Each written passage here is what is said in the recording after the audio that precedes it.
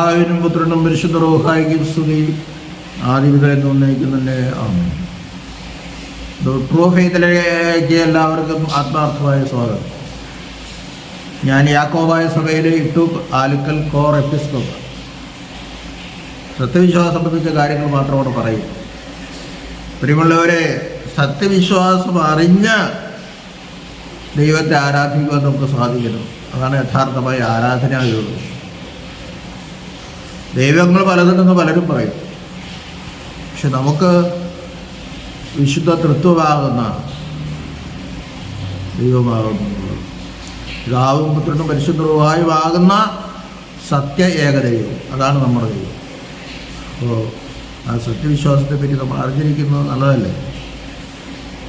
ഒരിക്കൽ ഞാനൊരു വീഡിയോ കേട്ടു. വിവാഹം ഒരു കോൺട്രാക്റ്റ് അല്ല, ഒരു കവനൻ്റാണ്. എന്നുവെച്ചാൽ വിവാഹ ജീവിതം അല്ലെങ്കിൽ വിവാഹം എന്ന കൂതാശയിൽ കൂടി നടത്തപ്പെടുന്നത് ഒരു കരാറല്ല, ഒരു ഉടമ്പടിയാണ്. കരാറെന്ന് പറയുമ്പോൾ ഭാര്യയും ഭർത്താവും തമ്മിലുള്ള ഒരു അഡ്ജസ്റ്റ്മെൻറ്റ് കരാറാണ്. ഞാൻ നിങ്ങളൊക്കെ അടിമപ്പെട്ട് അല്ലെങ്കിൽ നിങ്ങളെ സ്നേഹിച്ചോളാം, നിങ്ങൾ പരസ്പരം സമ്മതിക്കുകയാണ്.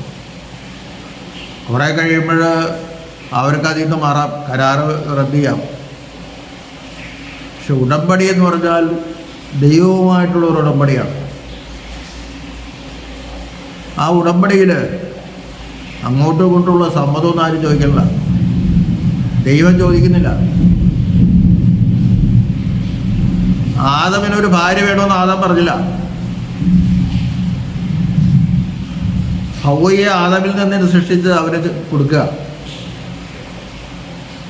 ആദം ഒന്നും പറയുന്നില്ല, ഞാനൊരു ഭാര്യ വേണമെന്ന് അങ്ങയോട് പറഞ്ഞില്ലല്ലോ. ഹവ്വയെ പറഞ്ഞില്ല, എനിക്കൊരു ഭർത്താവിനോടെന്ന് ഞാൻ പറഞ്ഞില്ലല്ലോ. ഇത് അവർ ചോദിക്കുന്നില്ല. ദൈവം ആദമിനോട് ഇവളെ നിനക്ക് ഇഷ്ടമാണോ, ഇവളെ കെട്ടാൻ നിനക്ക് സമ്മതമാണോ ചോദിക്കല്ല. ഹവ്വ ആദമിനോട് നിനക്ക് ഈ ആദമിനെ കെട്ടാൻ സമ്മതമാണോ എന്ന് ദൈവം ചോദിക്കാൻ പറയുന്നില്ല. അപ്പം അങ്ങോട്ട് കൊണ്ടൊരു സമ്മതം വേണ്ട. അങ്ങനെ നമ്മുടെ സഭയിൽ ഒരു സമ്മതം രേഖപ്പെടുത്തുന്ന രീതിയില്ല, മനസ്സമ്മതമില്ല നമുക്ക്. അതാണ് എൻ്റെ കാരണം. ദൈവമാണ് യോജിപ്പിക്കുന്നത്, ദൈവം പറഞ്ഞതനുസരിക്കുക. ആലോചനകൾ വീട്ടുകാർ തമ്മിൽ നടക്കും. പള്ളിയിൽ വന്നിട്ട് നിനക്ക് സമ്മതമാണോ അവന് സമ്മതമാണോ ഈ ചോദ്യമില്ല. അത് അനാവശ്യമായ ചോദ്യമാണ്. ദൈവമാണ് യോജിപ്പിക്കുന്നത്. ദൈവത്തെ ധിക്കരിക്കുന്ന ഒരു ചോദ്യമാണത്. ഭർത്താവിൻ്റെയും ഭാര്യയുടെയും സമ്മതം വേണ്ട വിവാഹം നടത്താൻ. സമ്മതം അല്ലെങ്കിൽ അവരെ കുടുംബക്കാർ തമ്മിൽ ആലോചിക്കുമ്പോൾ അത് പറഞ്ഞോളാം. പള്ളിയിലേക്ക് വരുമ്പോൾ പിന്നെ ചോദ്യമില്ല. മറിയമ്മനെ യോസേഫിന് വിവാഹനിശ്ചയം നടത്തി. യേശുവ് പറഞ്ഞു ഇവളെ ഞാൻ കൊണ്ടുപോകില്ല എന്ന് പറഞ്ഞു. എനിക്ക് ഇവളെ വേണ്ട, ഞാൻ വീട്ടിൽ കൊണ്ടുപോകില്ല എന്ന് പറഞ്ഞു. വിവാഹനിശ്ചയം കഴിഞ്ഞാൽ പെണ്ണിൻ്റെ വീട്ടിലേക്ക്, ചെക്കൻ്റെ വീട്ടിലേക്കാണ് പോകേണ്ടത്. പക്ഷേ പെണ്ണിന് വേറെ വീടില്ല. മറിയത്തിൻ്റെ അപ്പനും അമ്മയൊക്കെ നേരത്തെ മരിച്ചുപോയി, അവൾക്ക് പോകാൻ വീടില്ല. അവൾ ദേവാലയത്തിലാണ് വളർന്നു വന്നത്. ഇവളെ നീ കൊണ്ടുപോകണമെന്ന് പറയുമ്പോൾ അമ്മ എനിക്ക് സമ്മതമില്ലാന്ന് പറഞ്ഞു. പക്ഷേ പുരോഹിതന്മാരെ സംബന്ധിച്ചോ പറ്റില്ല. ദൈവം തീരുമാനിച്ചിരിക്കുന്നത് ഇവളെ നീ ഭാര്യയായി സ്വീകരിച്ചു കൊള്ളണമെന്ന് തന്നെയാണ്. അവിടെ സമ്മതം ചോദിക്കല്ല. ഇസ്രായേലിൽ ഭാര്യയില്ലാത്തവരെല്ലാം ഓരോ വടി കൊണ്ടുവരട്ടെ എന്ന് പറഞ്ഞു. വടി കൊണ്ടുവന്നു. വടികളെല്ലാം പുരോഹിതൻ വാങ്ങിച്ച് അതിവിശുദ്ധ സ്ഥലത്ത് വെച്ച് പ്രാർത്ഥിച്ചു. അതിവിശുദ്ധ സ്ഥലമെന്ന് പറഞ്ഞാൽ ഒരു പക്ഷേ ആണ്ടിലൊരിക്കൽ നടത്തുന്ന ആ ദിവസത്തെ ആയിരിക്കാം, അല്ലെങ്കിൽ വേറെ വിശുദ്ധ സ്ഥലത്ത് വെച്ച് പ്രാർത്ഥിച്ചെന്ന് ധരിച്ചാലും മതി. തിരിച്ചു കൊടുത്തപ്പോഴേ യോസേഫിൻ്റെ വടയിൽ നിന്ന് ഒരു പ്രാവ് പറന്നുപോയി എന്നാണ് ചരിത്രം പറയുന്നത്. അവനോട് ആ കാര്യം തുറന്നു പറഞ്ഞു. അതുകൊണ്ട് നിന്റെ സമ്മതം ഇവിടെ ആവശ്യമില്ല. അങ്ങനെ പുരോഹിതന്മാരുടെ നിർബന്ധപ്രകാരം അവൻ മറിയത്തെ വീട്ടിലേക്ക് കൊണ്ടുപോയി. അവിടെ മനസ്സമ്മത ചോദ്യമില്ല. ഞാനൊരു മർത്തോമാച്ചൻ്റെ പ്രസംഗം കേട്ടു. അദ്ദേഹം ആ വീഡിയോയിൽ പറയുന്നത്, ചില സഭകളിൽ അച്ഛൻ മോതിരം ഇടിക്കുന്നു, അച്ഛൻ മാല ഇടിക്കുന്നു. അത് തെറ്റാണെന്ന് ഞാൻ പറയുന്നില്ല, ആ സഭയിലെ വിശ്വാസവനായിക്കോട്ടെ. പിന്നെ അദ്ദേഹം പറഞ്ഞത് അതിനേക്കാൾ ശരിയായിട്ടുള്ളത് അച്ഛൻ മോതിരം വാഴ്ത്തിക്കൊടുത്ത് അച്ഛൻ്റെ സാന്നിധ്യത്തിൽ വരൻ വധുവിനെ മോതിരം അടിയിക്കണം, അതാണ് ശരി. അപ്പോൾ അവരുടെ സഭകളിൽ ചെയ്യുന്ന അതാണ് മാർത്തോമാ സഭയിൽ. പക്ഷേ അച്ഛൻ ഓർക്കേണ്ടതായിരുന്നു 1930 എൻ്റെ ഓർമ്മ, നമ്മുടെ സഭയിൽ നിന്നാണ് മാർത്തോമാ സഭ പിരിഞ്ഞു പോയത്. മാർത്തോമാ സഭ, ഇവാഞ്ചലിക്കൽ സഭ ഒക്കെ അങ്ങനെ ഉണ്ടായത്. നമ്മുടെ സഭയിൽ നിന്നാണ് എല്ലാ സഭകളും പിരിഞ്ഞു പോയത്. സീറോ മലബാർ സഭ, മലങ്കര കത്തോലിക്ക സഭ, ഓർത്തഡോക്സ് സഭ. ഓർത്തഡോക്സ് സഭ നമ്മുടെ കൂടെ ആയിരുന്നു. പക്ഷേ പരിശുദ്ധ പാത്രിയാർക്കീസ് സഭയായി അവർ തള്ളി പറഞ്ഞപ്പോഴും അവരും സഭയ്ക്ക് പുറത്തായി. ഈ സഭയിൽ നിന്നാണ് 1912 മുടക്കപ്പെട്ട ഒരു പാത്രിയാർക്കീസിനെ കൊണ്ടുവന്ന് കാതോലിക്ക വാഴ്ച നടത്തി. പക്ഷേ പാത്രിയാർക്കീസ് സഭ പിന്നെ അത് അംഗീകരിച്ചെങ്കിലും പിന്നെയും അവര് സിംഹാസനം കൊണ്ടുവന്ന് വീണ്ടും പ്രശ്നങ്ങളുണ്ടായി. സത്യം പറഞ്ഞാൽ 325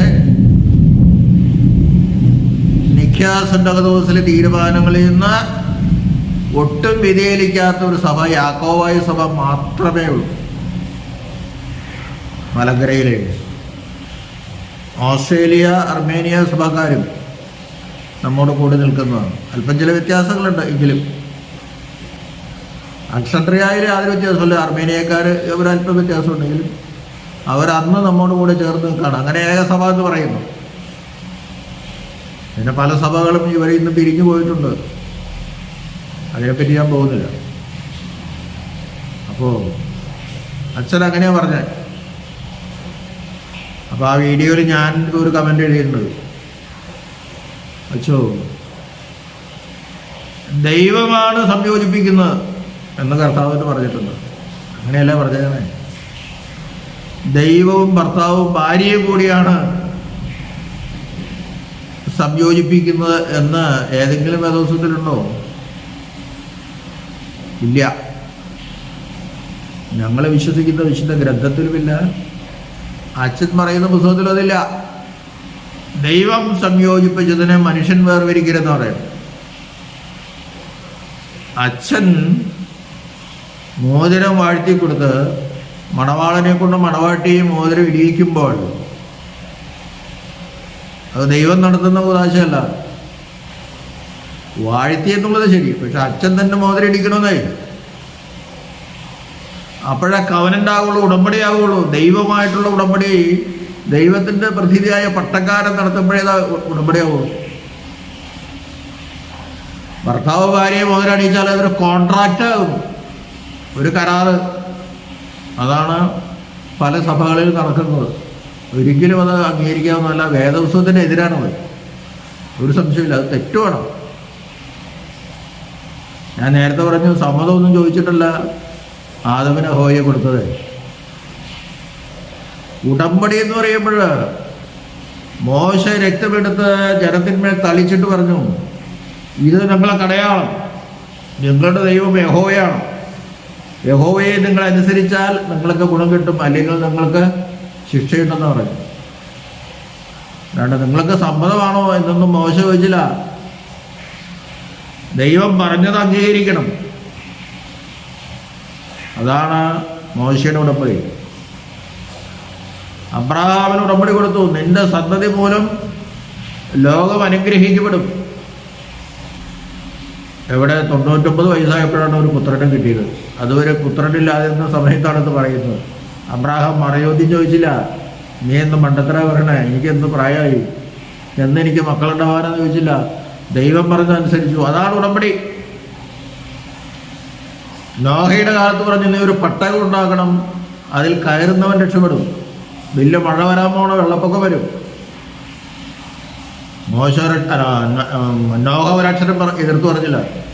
അയ്യോ യഹോവേ ദൈവമേ, ഇതേവരെ മഴ പെയ്തിട്ടില്ലല്ലോ, ഞങ്ങൾ മഴ കണ്ടിട്ടില്ല, പിന്നെ ഞങ്ങളെങ്ങനെ അതിൽ വിശ്വസിക്കണേ എന്നവൻ തിരിച്ചു ചോദിച്ചില്ല. അവൻ ഉടനെ പെട്ടവുണ്ടാക്കാൻ പോയി. ദൈവമാണ് പറഞ്ഞത് മഴ പെയ്യും, ജലപ്രളയം ഉണ്ടാകുന്നു, അവൻ ഉറപ്പായിരുന്നു. അതാണ് ഉടമ്പടി, അതാണ് കവനന്റ്.